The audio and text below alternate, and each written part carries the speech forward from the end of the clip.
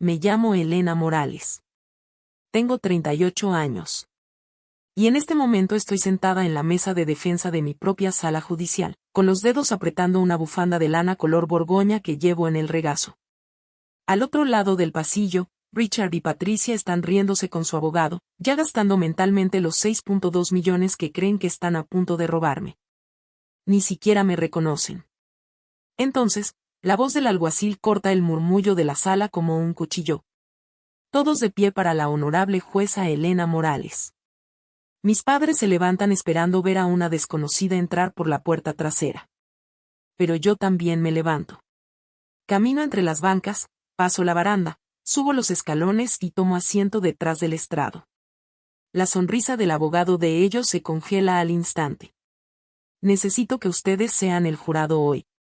Si tus padres te hubieran abandonado como si fueras basura para embolsarse una fortuna, les darías una segunda oportunidad o los destruirías sin piedad. Piénsenlo bien, porque lo que hicieron no tiene vuelta atrás. Era noviembre de 1998. El aeropuerto internacional de Denver era el lugar más ruidoso del planeta.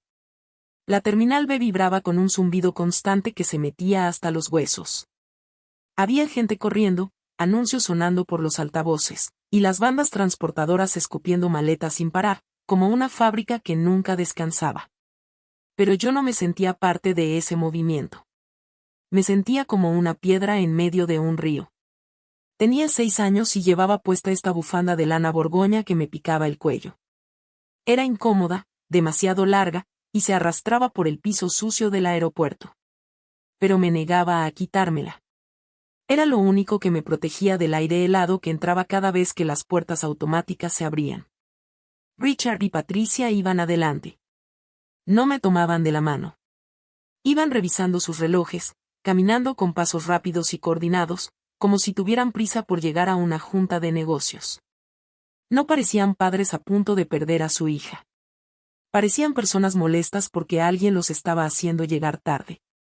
Patricia volteó hacia atrás, con los ojos entrecerrados. Apúrate, Elena. Nos estás retrasando. Me llevaron más allá de los mostradores de boletos, más allá de las reuniones felices en las puertas de embarque, hasta el fondo, donde estaba el área de equipaje especial. Era un espacio enorme, frío, industrial, donde dejaban las maletas grandes, los palos de golf, las sillas para bebés. Olía a combustible de avión y a café rancio. Espera aquí, dijo Richard, señalando una banca de metal atornillada al piso. Cuida las maletas. Vamos por los boletos. No te muevas hasta que regresemos. ¿Cuánto tiempo?, pregunté con voz tan baja que casi no se escuchó. Solo cuenta las maletas, dijo Patricia, sin mirarme. Estaba viendo las señales de salida. Cuenta hasta 500. Para cuando termines, ya estaremos aquí. Me senté. Me subí la bufanda hasta la nariz y empecé a contar. 1, 2, 3. Un par de esquís. Una guitarra. Una caja de cartón sellada con cinta. Conté hasta 50. Conté hasta 100. La multitud empezó a desaparecer. El ruido de la banda se volvió rítmico, casi hipnótico. Pero cuando llegué a 500, la banda ya no se movía. Y ellos nunca regresaron. Los demás pasajeros ya habían recogido sus cosas y se habían ido. Las luces parecían más tenues ahora, zumbando con ese sonido eléctrico que solo los lugares vacíos producen. Me quedé sentada ahí, aferrándome a la lana de mi bufanda, y entendí algo que una niña de 6 años no debería ser capaz de comprender. No estaban retrasados. No se habían perdido. La expresión en sus rostros cuando se alejaron no había sido pánico. Había sido alivio. Me dejaron en el área de equipaje especial porque eso era exactamente lo que yo representaba para ellos. Algo pesado. Una carga. Algo que se deja y nunca se reclama. Fue entonces cuando el silencio me golpeó. No era un silencio tranquilo. Era una manta pesada y sofocante que me apretaba el pecho hasta que no podía respirar. Ese silencio rompió algo dentro de mí. Me robó la voz. Durante los siguientes 5 años, apenas hablé. Dejé que el mundo me pasara por encima porque tenía demasiado miedo de hacer ruido. Me tomó casi 3 décadas aprender que el silencio puede ser un arma, no solo una herida. Hoy, cuando me siento en el estrado y la sala se queda en silencio esperando mi decisión, yo controlo ese silencio. Lo uso para imponer respeto. Pero en ese entonces, en la Terminal B, el silencio me controlaba a mí. Me decía que yo no valía nada. No sé cuánto tiempo estuve sentada ahí, paralizada. Eventualmente, un guardia de seguridad en un Segway pasó rodando, me miró 2 veces y regresó. Pero antes de que pudiera decir algo, un hombre con traje gris salió de las sombras, de detrás de una columna. Había estado parado ahí un buen rato, me di cuenta después. Observando. Esperando a ver si alguien regresaba. Era alto, con ojos amables detrás de lentes de armazón metálico. No parecía un héroe. Parecía un contador. Ella está conmigo, le dijo el guardia al hombre, mientras alcanzaba su radio. Voy a llamar a servicios sociales. No, dijo el hombre. Su voz era suave pero cortaba el aire como acero. Se acercó y se arrodilló frente a mí, ignorando la mugre del piso. No me tocó. Solo me miró directamente a los ojos, reconociendo mi existencia. Me llamo Daniel, dijo. Vi cuando se fueron. Lo siento. No mintió. No me dijo que iban a regresar. Me dijo la verdad. Y en ese momento, me salvó de la mentira que yo estaba tratando de creerme. Se quedó conmigo hasta que llegó la policía. Se quedó durante la colocación en el sistema de acogida temporal. Y eventualmente, se quedó para siempre. Daniel fue la red de seguridad que me atrapó cuando mi propia sangre me dejó caer. Murió un martes por la mañana. Tranquilamente, de la misma forma en que había vivido. No hubo fanfarria ni titulares. Solo un pequeño servicio al que asistió el personal del refugio que él había financiado en secreto durante décadas. Me senté en la primera fila con la bufanda borgoña puesta, sintiendo el peso del silencio regresar. Él había sido mi ancla, la única persona que me demostró que yo no era solo equipaje abandonado. Luego vino la lectura del testamento. Esperaba la casa. Tal vez una cuenta de ahorros modesta. En lugar de eso, el abogado me entregó un portafolio grueso, lleno de documentos. Daniel no era solo un contador retirado. Era un inversionista ángel que había apostado por 3 de las startups tecnológicas más grandes de los años 2000. Vivió con sencillez para poder dar con generosidad. La cifra final fue de $6.200.000. Me lo dejó todo a mí. La noticia salió 2 días después. Y exactamente 48 horas más tarde, sonó el timbre de mi casa. No fue una llamada telefónica. Fue un oficial de notificaciones parado en la puerta de mi casa con un sobremanila grueso en la mano. Me estaban demandando. En mi propia dirección. En mi propio hogar. El encabezado decía, custodia fraudulenta y robo de herencia. Los demandantes eran Richard y Patricia Morales. No llamaron para preguntar cómo estaba. No pidieron reunirse conmigo para hablar. Me demandaron. Decían que Daniel me había secuestrado del aeropuerto hace 32 años. Afirmaban que habían estado buscándome incansablemente durante 3 décadas, víctimas de un plan sofisticado de secuestro. Exigían los 6.2 millones completos como compensación por su dolor y sufrimiento, más la escritura de la casa de Daniel. Me senté en la sala de mi casa leyendo la demanda. Era una obra maestra de ficción. Describían su agonía al perder a su amada hija. Describían el vacío en sus corazones que nunca sanó. No lloré. No entré en pánico. Entré en modo juzgado. Miré la demanda no como una hija, sino como una jueza revisando un expediente. Y fue entonces cuando lo vi con claridad. El libro de contabilidad narcisista. Para padres normales, un hijo es una persona. Para Richard y Patricia, yo era un activo. Cuando tenía 6 años, era un pasivo. Una boca que alimentar. Una carga que arrastrar por un aeropuerto. Así que me liquidaron. Me dejaron en el área de equipaje para cortar sus pérdidas. Pero ahora, 32 años después, mi valor había cambiado. Ya no era un pasivo. Era una cuenta por cobrar. Venía con una etiqueta de precio de $6.2 millones. No habían regresado porque me extrañaban. Habían regresado porque su inversión finalmente había madurado y querían cobrar. No era amor. Era contabilidad fría. Estaban tratando de balancear sus libros con mi vida.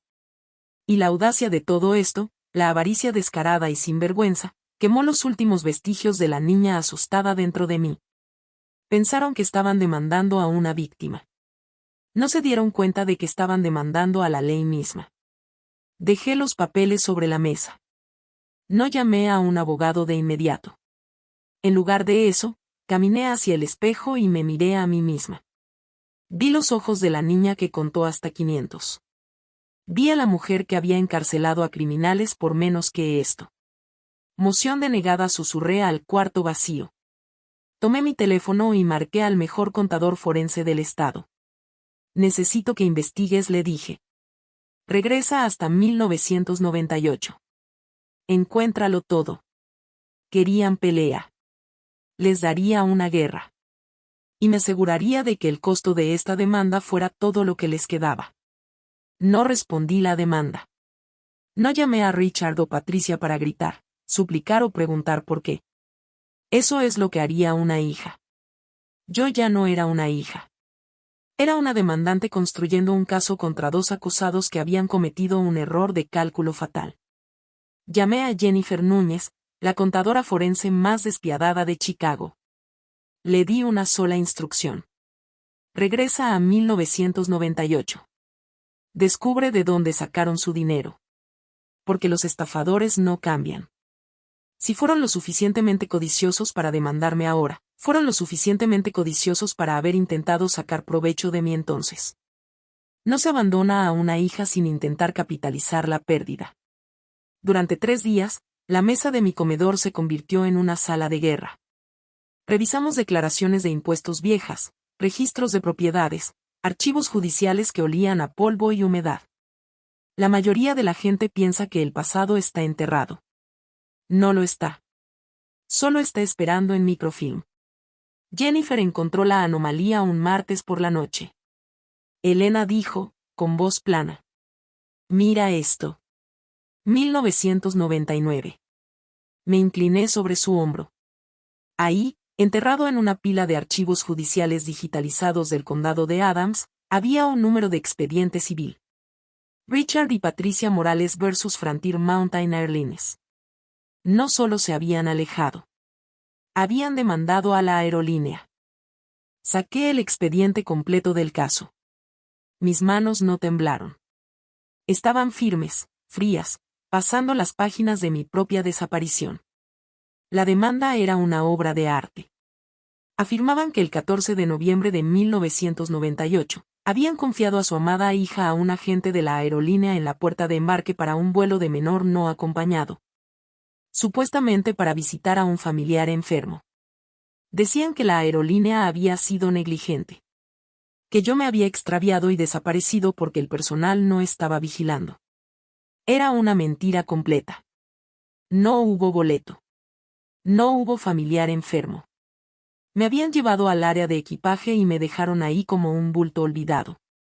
Pero en 1999, sin cámaras por todas partes, sin rastreo digital, podían inventar cualquier historia. Alegaron angustia emocional y pérdida de consorcio. Se presentaron como padres destrozados cuya hija había sido tragada por el sistema. Y entonces vi el acuerdo de conciliación. La aerolínea, desesperada por evitar publicidad negativa sobre una niña desaparecida, había llegado a un acuerdo extrajudicial. El cheque fue por $475,000. En 1999. Eso era una fortuna. Suficiente para comprar una casa, 2 autos y una vida entera de silencio. Pero el cheque no era la prueba definitiva. La pistola humeante era la declaración jurada adjunta al acuerdo. Para obtener el dinero, Richard y Patricia tuvieron que firmar una declaración bajo juramento. Leí las palabras, y por primera vez en 32 años, sentí que el aire abandonaba la habitación por completo. Nosotros, los padres, reconocemos que la menor, Elena Morales, se presume fallecida. Aceptamos este acuerdo como compensación total y final por la muerte injusta y la pérdida de nuestra hija, y absolvemos a la aerolínea de toda responsabilidad futura. Lo habían firmado. La firma de Richard era dentada y nerviosa. La de Patricia era redonda y perfecta. Habían declarado legalmente que yo estaba muerta. Miraron un papel que decía que ya no existía, y lo firmaron a cambio de un cheque. No me perdieron. Me liquidaron. Me recosté en la silla. La rabia que había estado hirviendo en mi estómago no explotó. Se cristalizó. Se convirtió en algo duro y afilado, como un diamante. Habían vendido mi vida por $475,000, se lo gastaron todo, y ahora estaban de vuelta para venderme de nuevo. Pensaron que yo era un fantasma. Pensaron que los fantasmas no pueden contraatacar. Levanté el teléfono y llamé a mi abogado. Lo tengo, dije. No negocies nada. Vamos a juicio. Miré las firmas una última vez. Ellos habían firmado mi sentencia de muerte. Ahora, yo iba a firmar la de ellos. El juicio fue puro teatro. Y Richard y Patricia eran las estrellas principales. Subieron al estrado vestidos con colores apagados, grises y beige, como si el luto fuera un uniforme. Sus expresiones eran máscaras ensayadas de dolor. Patricia lloró en el momento exacto. Habló del vacío en su corazón que nunca sanó. Describió la agonía de no saber, pintando la imagen de dos padres devotos victimizados por un depredador rico que robó a su bebé en una terminal llena de gente. Fue una actuación convincente. Si yo no hubiera vivido la verdad, tal vez les habría creído. No parecían monstruos. Parecían víctimas. Parecían padres que habían pasado 32 años poniendo un plato extra en la mesa para un fantasma. Los observé desde la mesa de defensa, con el rostro impasible. No objeté. No interrumpí.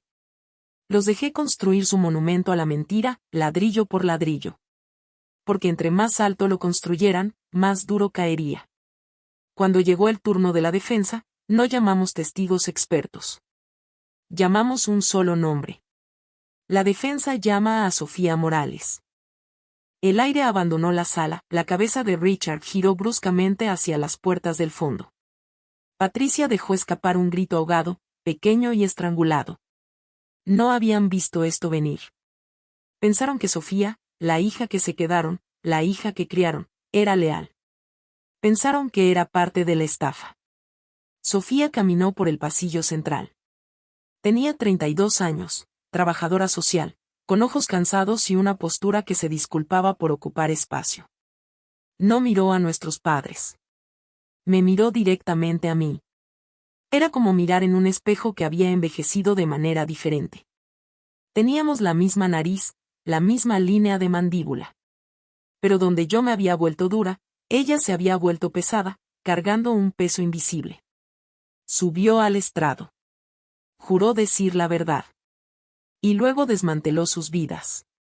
Sofía, preguntó mi abogado, ¿cómo fue crecer en el hogar de los Morales? Sofía respiró hondo, un respiro que sacudió todo su cuerpo. Fue como vivir en un mausoleo, dijo. Su voz era tranquila pero clara. No era solo su hija. Era el reemplazo.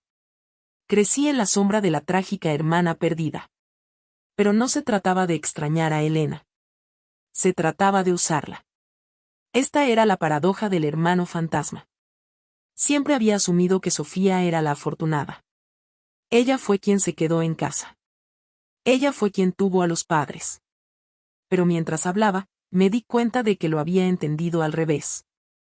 Yo había escapado. Ella había estado atrapada en esa actuación durante 32 años. Usaron la historia, continuó Sofía. Cada vez que no podían pagar la renta, cada vez que papá perdía dinero apostando, sacaban la tragedia. La iglesia les daba dinero. Los vecinos les llevaban comida durante años. Mi hermana no era una persona para ellos. Era moneda corriente. Su ausencia pagaba las cuentas. Patricia se levantó de golpe, con el rostro enrojecido. Sofía, basta. No te atrevas a. Siéntese, ladró el alguacil. Sofía no se inmutó. Metió la mano en su bolso de tela y sacó una caja de zapatos. Olía a moho y aislante viejo de ático. Les dijeron a todos que gastaron hasta el último centavo buscándola, dijo Sofía. Me dijeron que contrataron investigadores. Me dijeron que recorrieron el mundo entero. Pero cuando estaba limpiando el ático la semana pasada buscando fotos viejas, encontré esto. Abrió la caja. No estaba llena de volantes de persona desaparecida. No estaba llena de correspondencia con la policía. Recibos de casino, dijo Sofía, sosteniendo un puñado de papel térmico descolorido. Del Golden Gates Casino en Black Hawk. Están fechados del 15, 16 y 17 de noviembre de 1998.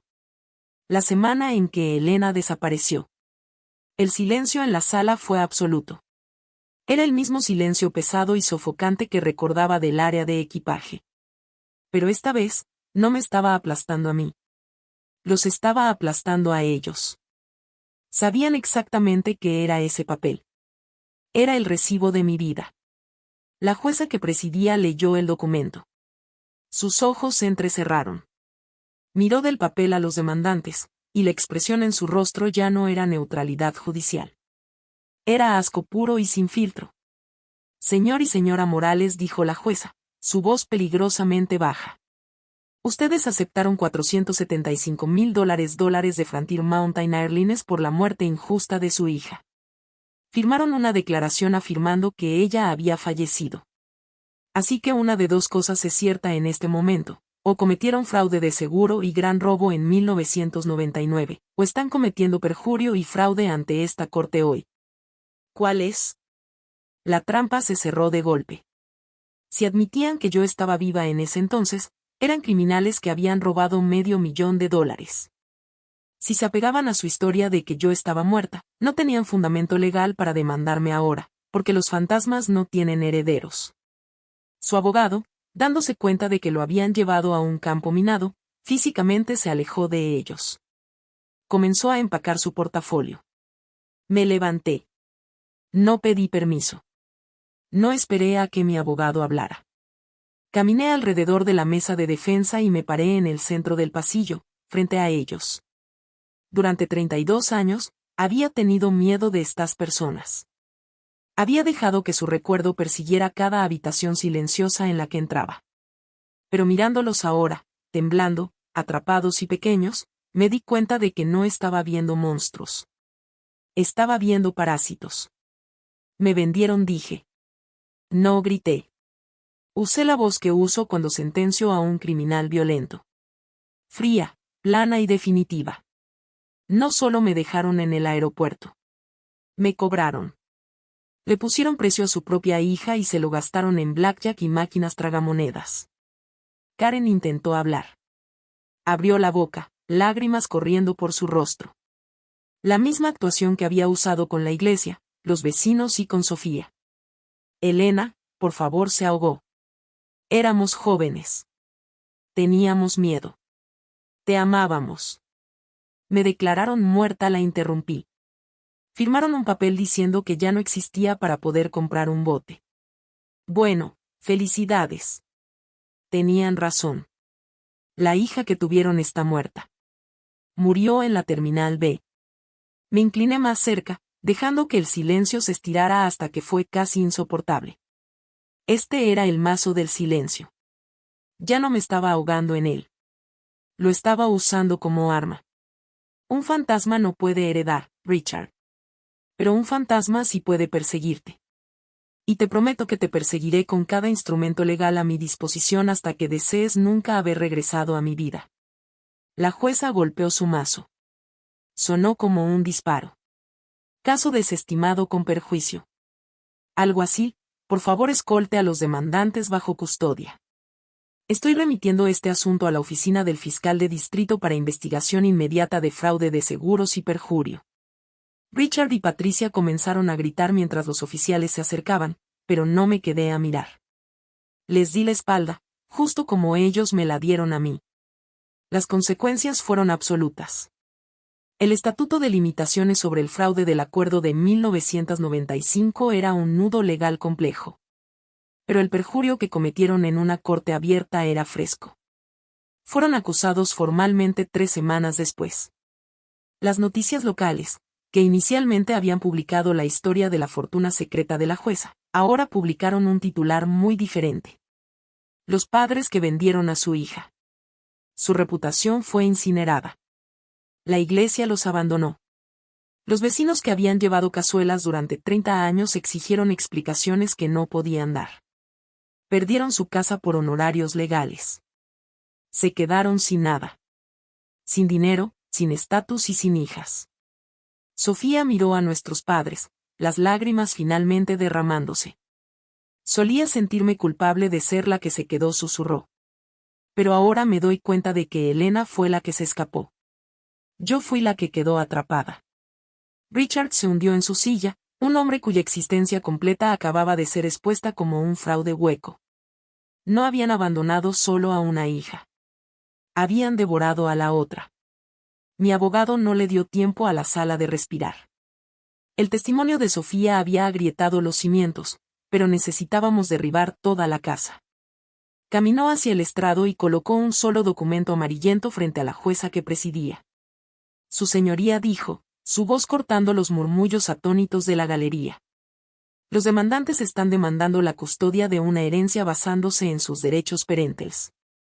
Sin embargo, según esta declaración jurada firmada el 18 de diciembre de 1999, Richard y Patricia Morales declararon legalmente a su hija, Elena Morales, como fallecida. El rostro de Richard se puso del color de la ceniza. Patricia le agarró el brazo, las uñas clavándose en su traje barato. No me quedé con los 6.2 millones de dólares. Daniel no me lo había dado para comprar un yate o una mansión. Me lo había dado para construir una red de seguridad. Usé el dinero para lanzar la Fundación Reclamo de Equipaje. Proporcionamos defensa legal de primer nivel para niños en hogares de acogida que están saliendo del sistema, asegurándonos de que cuando el Estado deje de importarles, alguien más intervenga. Nos aseguramos de que ningún niño tenga que quedarse solo en una terminal preguntándose si importa. El nombre no fue accidental. Cada niño que ayudamos es una maleta que alguien dejó atrás, esperando a ser reclamada. Y nosotros estamos ahí para recogerlos.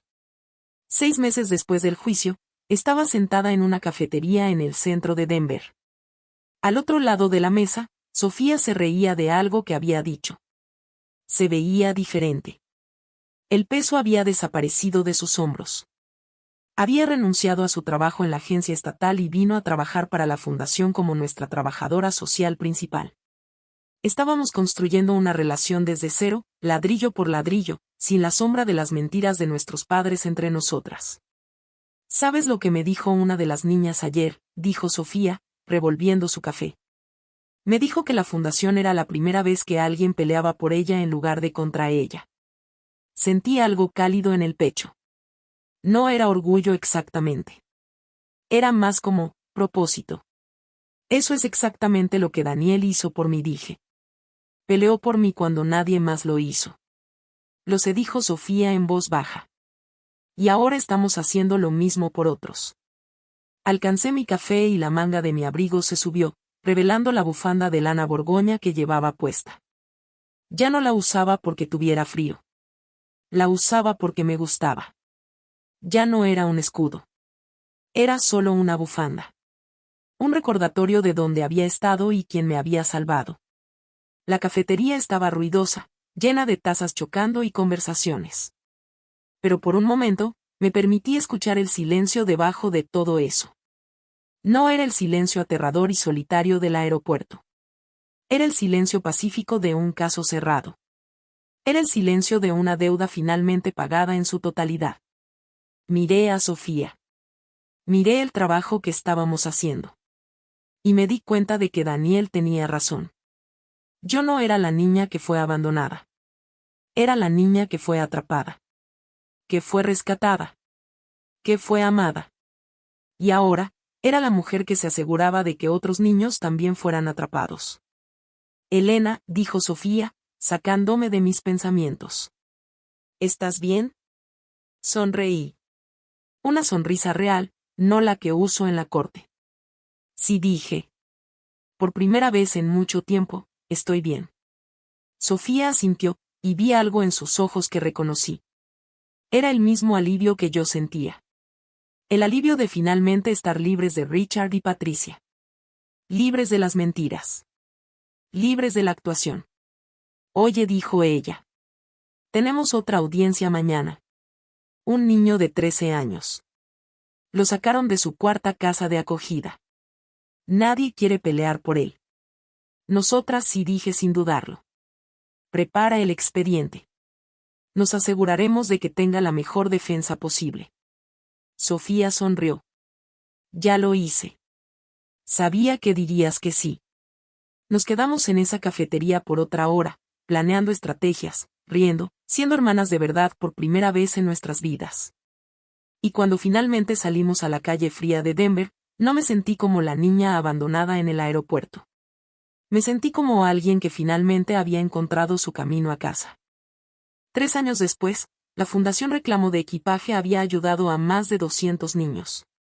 Algunos conseguimos sacar del sistema por completo, colocándolos con familias que realmente los querían. Otros solo necesitaban un abogado que peleara por sus derechos cuando nadie más lo hacía. Cada victoria se sentía personal. Cada niño que salvábamos era una versión de mí siendo rescatada una y otra vez.